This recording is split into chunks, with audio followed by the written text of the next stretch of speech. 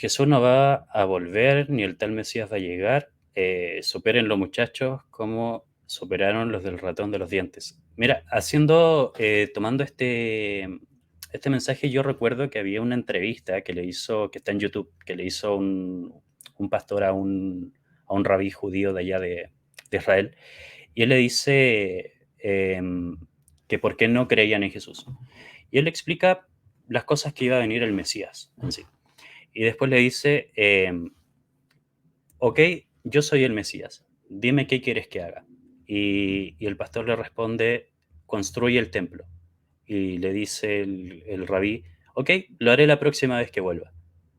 Entonces le dijo, ahí tienes del por qué nosotros no creemos en Jesús como el Mesías. Porque técnicamente, ¿de dónde sacan la segunda venida después de que lo mataron? Desde la parte histórica, nosotros tenemos una visión, digamos, en el sentido de la historia, de que fue una reformulación de los discípulos en cuanto a que o sea, le mataron a su maestro y tuvieron que, de alguna manera, reformular el tema de Jesús. ¿Por qué? Porque Jesús siempre predicaba que la venida de Dios venía en ese siglo, en ese momento. Incluso él puso, algunos ni siquiera morirán, o sea, digamos, por este tema que van a estar vivos cuando esto pase. ¿Por qué? Porque Jesús tenía una visión apocalíptica dentro de él. Entonces, la verdad era súper complejo. Eh, Pulpio dice el mesianismo era plural. Bueno, Pulpio es profesor también de historia de allá de España, de la universidad, así que un abrazo. Y sí, el judaísmo era plural dentro de... nosotros tenemos que entender que había una casta y habían variantes entre saduceos, que solamente para ellos era la Torá, fariseos, que tenían la conformación de Torá, Nebim, Ketuvim, Tehilim, etcétera, los textos sagrados.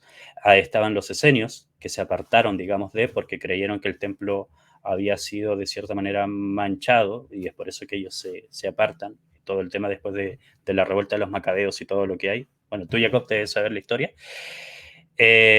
Y el judaísmo sí era bien plural dentro del siglo I, habían bastantes variantes, también tenías casas, Hillel, Shammai, etc. ¿Tú qué opinas de eso? Sí, no entendí el contexto del comentario. Entiendo que es un comentario fraccionado, pero si interpreta el comentario es que el mesianismo era plural en el sentido de que habían muchos mesías también. Está la palabra Mashiach en hebreo, designa un cargo colectivo, un cargo político. Un profeta era un Mashiach, un ungido, un rey era es un ungido. De hecho, el Mesías, Ha Mashiach, es un rey, es un cargo político. Los sacerdotes, para designar el cargo de sacerdote, gran sacerdote, es un ungido. Entonces, en ese caso, sí, hay eh, mesías paralelos. O sea, si esa es la que se refiere con pluralidad, también sería correcto.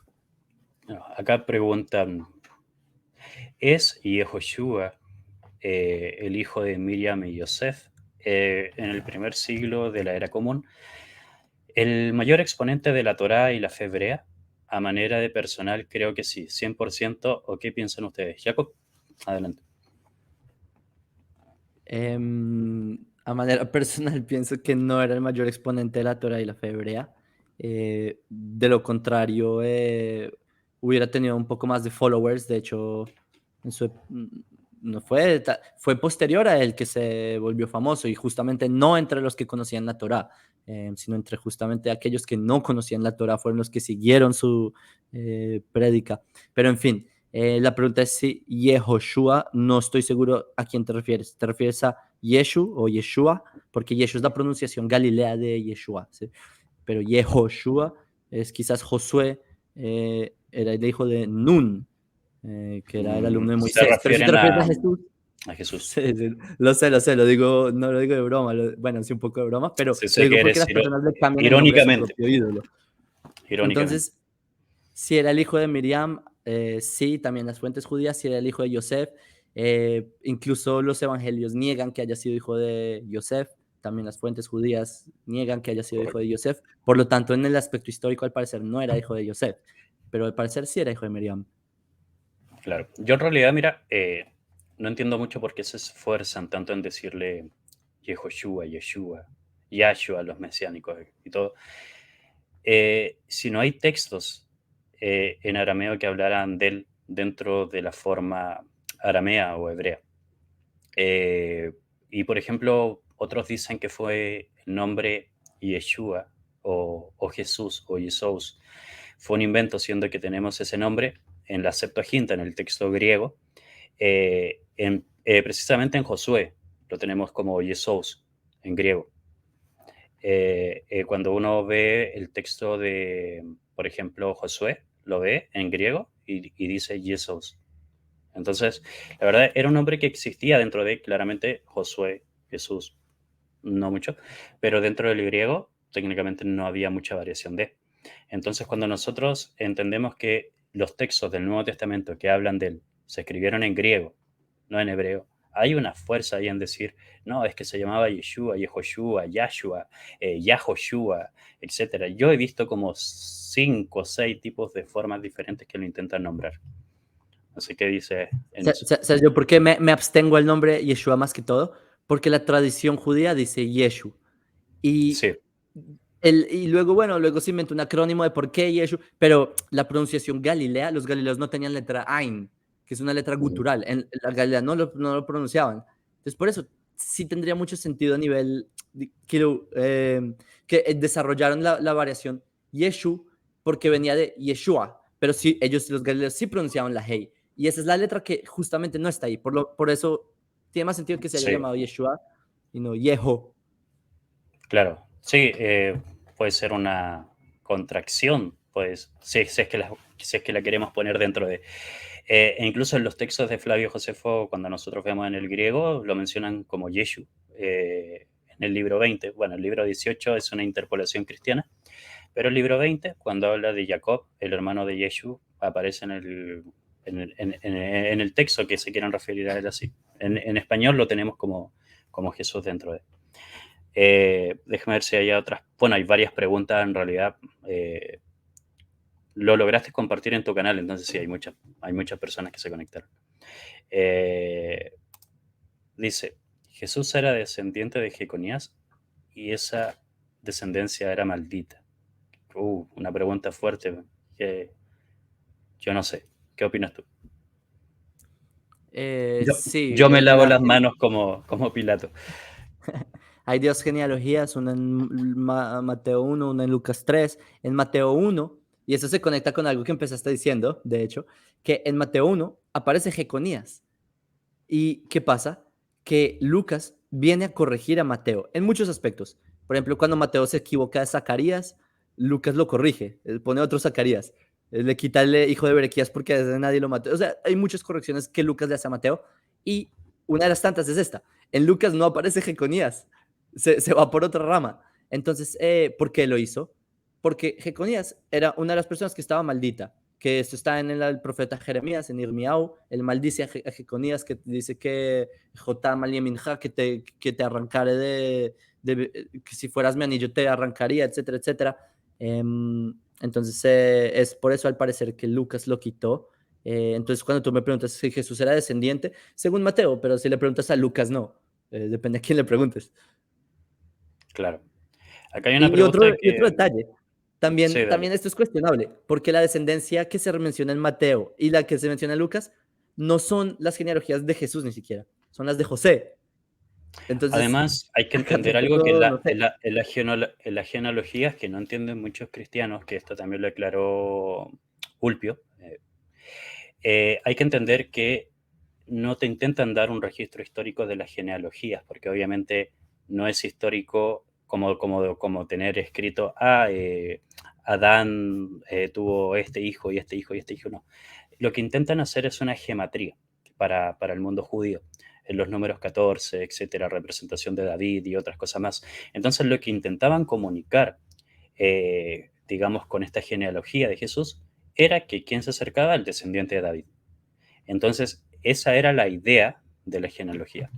Pero por ningún motivo era algo histórico. Entonces hay muchas personas que se pelean por la genealogía y si te das cuenta dicen, no, es que Salomón viene por acá y Miriam por acá y al final José, como no era padre, sino que lo hizo un Espíritu Santo. Otros juegan con eso, que lo hizo una paloma, etcétera. Pero bueno, el tema es que al final se pelean por eso, siendo que no se comprende realmente lo que el escritor quiere comunicar. Y era simplemente gematría. Entonces, cuando lo quieren llevar hacia el lado histórico, muchas personas pierden ahí, no hay mucho que hacer. Acá una persona dice, entonces el nombre de Hashem bueno, este tema no te gusta mucho a ti porque es el tetragramatón, pero yo tengo que decir por mi parte que son simplemente proposiciones.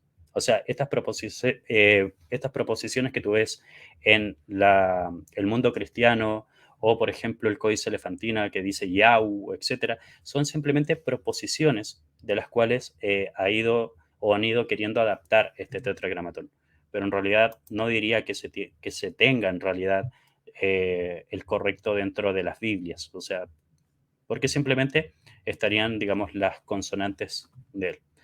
No sé si tú quieras decir algo en eso, Jacob. Solo un aspecto de la ley judía, nosotros tenemos prohibido pronunciar el nombre, así que aunque me preguntes y yo supiera, no digo que no Claro, sé o no digo que sí sé, pero el punto es que no te podría responder por la ley judía, no me permite responderte. claro. Em, Sí, es verdad. Sí, sí, incluso cuando una anécdota que sucedió hace poco con Jacob, cuando hice la miniatura de esta conversación, yo había puesto el tetragramatón, porque era la idea que era lo que teníamos que hablar dentro de. Y al final me dice, o sea, casi